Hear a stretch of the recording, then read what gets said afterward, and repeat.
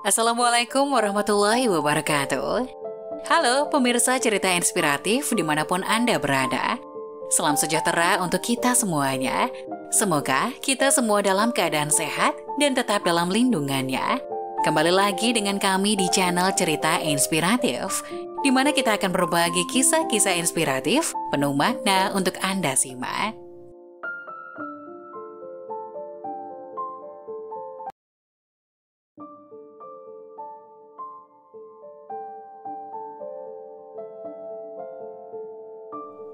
Wanita miskin muncul di pernikahan mewah untuk melihat putranya yang diadopsi 20 tahun lalu.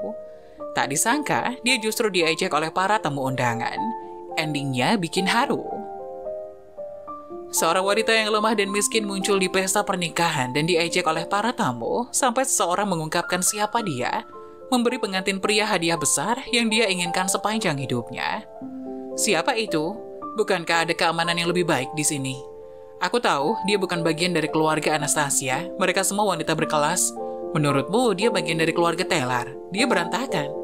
Para tamu di pernikahan saat ini di country club tertawa ketika seorang wanita tua berpakaian jelek dengan penampilan kurus dan rapuh muncul dan berjalan menyusuri lorong. Semua orang terkejut dan mulai mengejek, berkomentar, dan memandangnya dengan jijik. Kedua mempelai masih pergi bersiap-siap atau berfoto. Sehingga upacara tidak akan dimulai dalam beberapa menit lagi, tapi tidak ada yang percaya wanita acak-acakan ini adalah tamu di sini. Wanita tua itu melihat sekeliling pada yang lain, yang tidak memberinya apa-apa selain tatapan angkuh dan seringnya menghina dan berpikir bahwa semuanya adalah ide yang buruk. Namun seorang teman mempelai pria, Lars, berdiri dan mendekat. "Bu, apakah Anda tersesat?" Dia bertanya dengan lembut. Wanita tua itu tersenyum saat dia muncul dengan tulus. Saya di sini untuk pernikahan Taylor," jawabnya. Kepalanya dimiringkan ke bawah untuk membuat dirinya lebih kecil. "Oh, baiklah, bagaimana kalau duduk?" Lars menyarankan, menunjuk ke salah satu tempat kosong di sekitar taman. "Tunggu," seseorang menginterupsi mereka. "Ada? Apakah itu kamu?" Itu adalah Nyonya Franklin, ibu Taylor. Dia baru saja tiba dari belakang panggung dengan calon menantu perempuannya dan mengenali wanita tua yang lemah itu. "Anda kenal dia, Nyonya Franklin?" tanya Lars. "Oh ya sayang," kata Nyonya Franklin dan menyeringai penuh emosi pada wanita itu. "Aku sangat senang kamu bisa datang." "Terima kasih telah mengundang saya," jawab Ada. Mereka berpelukan, mengejutkan seluruh tamu di sana yang tidak percaya Nyonya Franklin akan merangkul atau bahkan bergaul dengan seorang wanita berpakaian seperti Ada. Saat mereka mengakhiri pelukan, Nyonya Franklin berbalik, merasakan mata tertuju pada mereka. Tapi setelah menyadari apa yang mungkin dipikirkan tamunya, dia tahu para undangan yang sombong tidak tahu atau bahkan ingin berteman dengan siapapun di bawah status sosial dan ekonomi mereka. Dia membenci mereka karena itu, namun orang-orang ini adalah bagian dari dirinya dan lingkaran mempelai wanita, jadi dia harus mentolerir mereka. Nyonya Franklin mendapatkan ide, tapi harus menunggu nanti. Dia mendudukkan Ada di sampingnya dan suaminya yang juga mengenalinya dan tersenyum cerah padanya. Pengantin pria dan pengiring pria mengambil tempat mereka. Pengiring pengantin berjalan menyusuri lorong, dan akhirnya pengantin wanita tiba di lengan ayahnya. Seluruh upacara itu indah, tulus, dan emosional. Ada menangis dan senang berada di sana. Meskipun hampir tidak ada yang tahu siapa dia tidak membutuhkan pengakuan. Yang dia inginkan hanyalah melihat Taylor bahagia dan menikahi cinta dalam hidupnya. Dia senang dan sebenarnya berencana untuk pergi setelah upacara berakhir. Tetapi Nyonya Franklin bersikeras agar dia datang ke resepsi.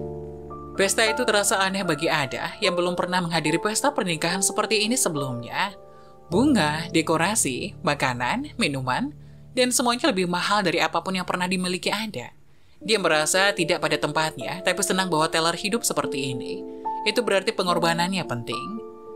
Sekali lagi dia berencana untuk menyelinap keluar dengan cepat, tapi Nyonya Franklin tiba-tiba naik panggung. "Halo semuanya, terima kasih telah datang ke pernikahan Taylor tersayang kami dengan Anastasia yang cantik.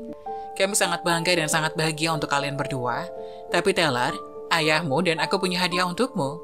Ada, bisakah kamu ikut ke sini bersama kami juga?" Alis Ada melebar kaget saat semua orang menoleh padanya, tapi dia berdiri dan berjalan perlahan untuk berdiri di samping Nyonya Franklin. Dia tidak bisa mengatakan tidak padanya setelah semua yang dia lakukan. "Taylor, hari terbesar dalam hidupku adalah 20 tahun yang lalu, ketika seorang bocah laki-laki berusia 5 tahun datang ke rumah kami dan mengisinya dengan kegembiraan." Nyonya Franklin memulai, merangkul Ada. "Tapi itu tidak akan terjadi tanpa wanita di sini. Taylor, ini Ada, ibu kandungmu. Wanita pemberani ini mengorbankan segalanya agar Taylor bisa memiliki kehidupan yang lebih baik. Ini hadiah pernikahan kami untukmu, Nak. Resepsi menjadi sunyi karena sebagian besar telah mengejek wanita itu sebelumnya. Tapi kemudian, Tuan Franklin mengambil mikrofon. Nak, kami tahu bahwa kamu sangat mencintai kami, tapi kamu selalu bertanya-tanya tentang keluarga kandungmu kan, terutama ibumu, dan ini dia. Tambahnya, sambil menunjuk wanita yang lemah itu, maukah kamu mengatakan beberapa patah kata, Ada?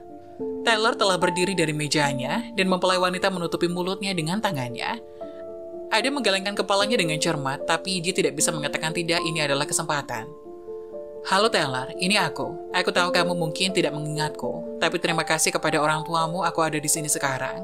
Mereka membiarkanku datang dan bertemu denganmu dan melihatmu sangat bahagia. Aku akan selamanya berterima kasih kepada mereka untuk semua yang mereka lakukan untukmu. Dia memulai. Suaranya tercekat, dia berhasil menahan air matanya, tapi tidak bisa bicara lagi. Oleh karena itu, Nyonya Franklin membantunya, menyuruh para tamu untuk bersorak untuk wanita pemberani ini dan menikmati sisa pesta. Setelah itu, Taylor meminta waktu pribadi dengan Ada, dan mereka pergi ke kamar di samping aula resepsi. Ada menjelaskan bahwa 25 tahun lalu dia menjalin hubungan yang buruk dan hamil. Dia tidak punya uang dan tidak punya apa-apa atas namanya. Jadi dia tinggal bersama pria yang mengerikan yang mencoba membesarkan putranya sampai dia meninggalkan mereka untuk wanita lain 5 tahun kemudian. Saat itulah aku tahu aku menginginkan lebih untukmu. Ada menelan ludah, jadi aku berbicara dengan agen adopsi, orang tuamu berada di urutan teratas yang sempurna. Taylor menangis terang-terangan, tidak takut untuk menunjukkan emosinya, bahkan sebagai seorang pria. Bagaimana kamu bisa sampai di sini? Dia bertanya, menggosok pipinya tanpa hasil. Aku mengikutimu, aku tahu di mana kamu tinggal, aku tahu di mana kamu bersekolah dan lebih banyak lagi karena agen adopsi memberi ibumu PO Box-ku.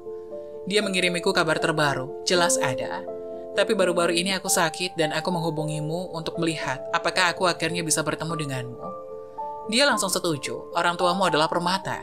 Iya, tapi begitu juga dengan kamu melakukan hal yang benar untukku. Dan aku, terima kasih banyak. Kata Taylor sambil memegang tangan Ada. Tapi apa yang terjadi? Apakah kamu memerlukan dokter? Mereka berbicara lebih banyak tentang kondisinya yang tidak mudah diobati dan kemungkinan besar tidak akan pernah hilang. Tapi Ada mengubah topik pembicaraan dan membicarakan hal-hal yang lebih menyenangkan sampai Nyonya Franklin menyela mereka. Kami membutuhkan mempelai pria kembali untuk dansa pertama. Merasa tidak enak karenanya. Tentu saja. Ada berdiri dari sofa. Aku sudah mengambil terlalu banyak waktunya di pernikahannya. Kita akan bicara lebih banyak nanti, oke? Taylor berdiri juga, tapi menatapnya dengan tajam. Iya, jawab Ada. Kamu harus bergabung dengan kami dan merayakannya. Nyonya Franklin memeluk wanita tua yang malang itu, dan sisa malam itu terasa indah.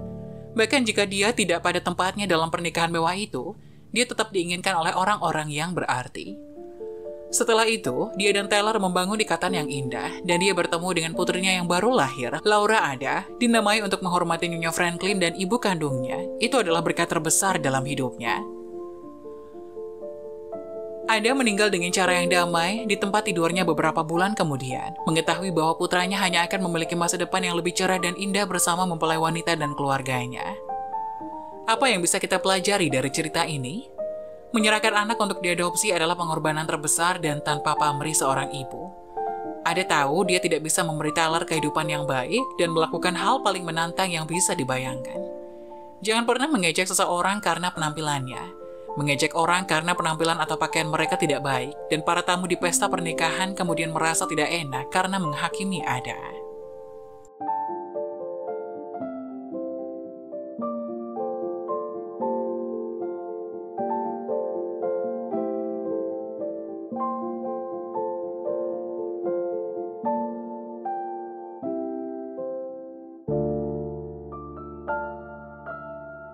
Nah, bagaimana menurut kalian? Jangan lupa tulis pendapat kalian di kolom komentar ya. Wassalamualaikum warahmatullahi wabarakatuh.